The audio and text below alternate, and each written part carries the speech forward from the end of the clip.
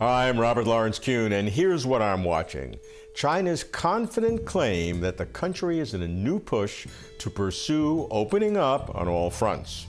Why, after almost 42 years of the country's reform and opening up policy, does China still need to open up further? And why now?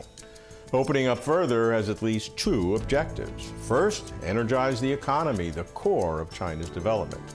Opening up is an efficient and robust way of jolting the economy via increased competition, both by allowing private companies to compete with state-owned enterprises and by facilitating the entry of multinational corporations with world best practices, thereby pressuring Chinese companies to up their game in order to compete.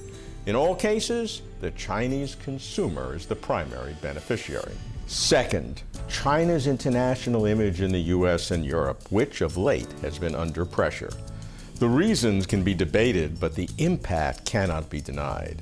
And foreign companies may be more chary to invest in China, and this would retard or at least delay China's economic development.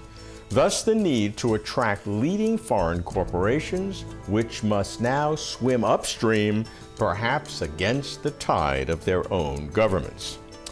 It has been a common refrain of Chinese leaders that an open country brings progress, while a self-secluded country inevitably lags behind. President Xi Jinping has consistently advanced this theme, supported with opening up policies. In his speech to the 2020 China International Fair for Trade and Services, Xi referred to China's further opening up more than 10 times. Going forward, he said, open cooperation in the services sector will become an increasingly important driver for development. China will remain steadfast in opening up wider to the world. We will continue to work on a negative list system for managing cross-border services trade. But I would be telling a falsehood if I claimed that foreigners, particularly Westerners, were not skeptical. Some foreigners believe that China's assertion that state-owned enterprises remain the foundation of China's economy runs counter to opening up. Yet the two principles are not necessarily at odds. Further opening up means reducing restrictions, cutting bureaucratic red tape, promoting market mechanisms, and instituting managerial reforms. For example, negative lists that open up new sectors of the economy for private or foreign companies, especially negative lists that shrink.